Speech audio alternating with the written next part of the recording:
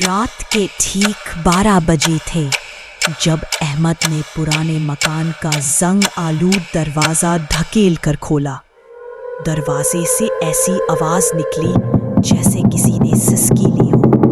ठंडी हवा का झोंका अंदर से बाहर आया और उसके साथ ही बोसीदा लकड़ी, नमी और किसी अनजान सी बदबू ने अहमद के नथनों पर हमला कर दिया। वो एक लम्हे को रुका मगर फिर खुद को मजबूत करते हुए अंदर कदम रख दिया। उसे उस मकान के बारे में बहुत कुछ सुनने को मिला था, मगर आज वो सब सच जानने आया था। ये मकान शहर के किनारे वाक़या था, जहां बरसों से कोई नहीं रहता था। लोग कहते थे कि यहाँ साये बोलते हैं, दीवारें सांस लेती है और जो भी अंदर गया वो पहले जैसा वापस नहीं आया। अहमद एक सहाफ़ी था, उसे ऐसी कहानियों पर यकीन नहीं था, मगर हालिया दिनों में होने वाली गुमशुदगियों ने उसे मकान की तह तक जाए। अहमद ने टॉर्च जलाई। रोशनी की बारीक लकीर ने लंबे हॉल को चीरते हुए आगे बढ़ना शुरू किया। दीवारों पर अजीब व गरीब नक्शो निगार थे, जैसे किसी ने नाखूनों से कुछ लिखने की कोशिश की हो। फर्श पर पुरानी तस्वीरें बिखरी हुई थी, जिनमें कुछ लोग मुस्कुरा रहे थे, मगर उनकी आंखें खाली और बेजान थी। अचानक पीछे से दरवाज़ा जोर से बंद होने की आवाज़ आई। अहमद का दिल तेजी से धड़कने लगा। उसने फौरन मुड़कर देखा, मगर वहां कोई नहीं था। दरवाज़ा खुद ब खुद बंद हो चुका था। उसने खुद को तसल्ली दी कि शायद हवा की वजह से ऐसा हुआ हो, मगर दिल के किसी कोने में खौफ ने घर बना लिया था। वो आहिस्ता आहिस्ता सीढ़ियों की तरफ बढ़ा जो ऊपर की मंजिल को जाती थी। सीढ़ियां चिरचिरा रही थी, जैसे हर कदम पर एहतजाज कर रही हूँ। अचानक उसे ऐसा लगा जैसे कोई उसके कान में सरगोशी कर रहा हो। वो चौंक कर रुका, मगर वहाँ सिर्फ खामोशी थी। खामोशी इतनी गहरी कि उसके दिल की धड़कन सुनाई दे रही थी। ऊपर पहुंचकर उसने एक लंबी राहदारी देखी, जिसके दोनों तरफ दरवाजे थे। हर दरवाजे पर एक पुराना नंबर लिखा था। अहमद ने पहला दरवाज़ा खोला। अंदर एक कमरा था, जिसमें एक टूटी हुई चारपाई और एक अलमारी पड़ी थी। अलमारी का दरवाज़ा आहिस्ता आहिस्ता हिल रहा था। अहमद ने हिम्मत करके अलमारी खोली। अंदर कुछ नहीं था, मगर जैसे ही उसने अलमारी बंद की, पीछे दीवार पर एक साया नमोदार हुआ। वो साया इंसानी शक्ल का था, मगर उसका सर गैर मामूली तौर पर लंबा था। अहमद ने मुड़कर देखा, मगर पीछे कुछ भी नहीं था। जब दोबारा दीवार की तरफ देखा तो साया गायब हो चुका था। उसके माथे पर पसीना आ गया। उसे पहली बार एहसास हुआ कि ये मकान आम नहीं है। वो दूसरे कमरे की तरफ बढ़ा। जैसे ही उसने दरवाज़ा खोला, उसे अंदर से बच्चों के हंसने की आवाज़ें आई। कमरा खाली था, मगर आवाज़ें साफ सुनाई दे रही थी। हंसी आहिस्ता आहिस्ता रोने में बदल गई। कौन है? अहमद ने काटती आवाज़ में पूछा। जवाब में सिर्फ एक सर्द कहका गूंजा। दरवाज़ा खुद ब खुद बंद हो गया और कमरे की रोशनी मध्यम पड़ने लगी।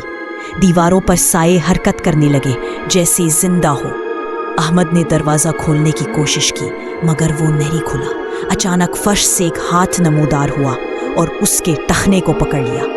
अहमद चीख पड़ा और जोर से खुद को छुड़ाने की कोशिश की। हाथ ठंडा और बेजान था।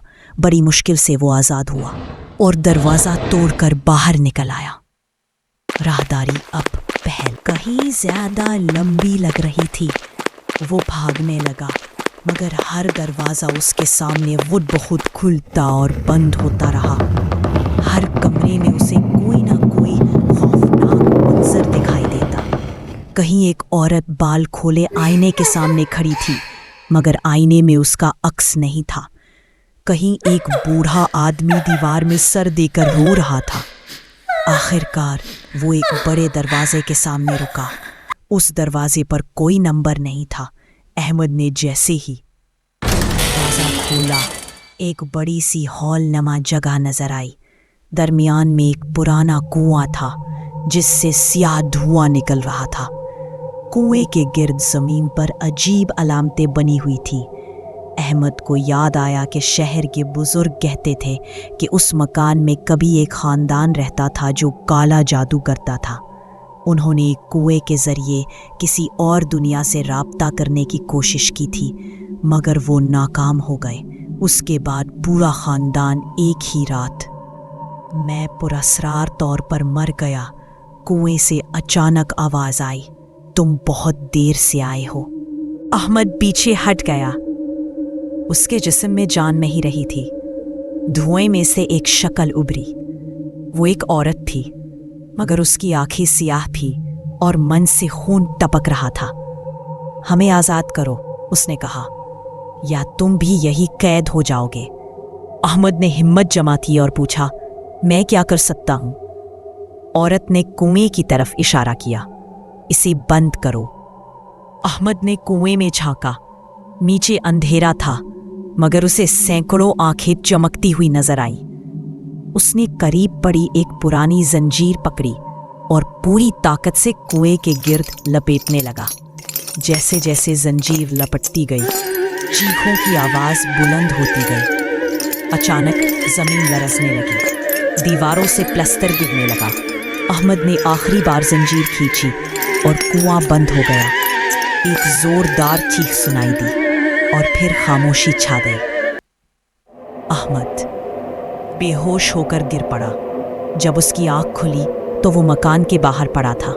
सूरज निकल चुका था। मकान अब वीरान नहीं लग रहा था, बल्कि एक आम पुराना घर दिखाई दे रहा था। अहमद ने गहरी सांस ली और उठ खड़ा हुआ।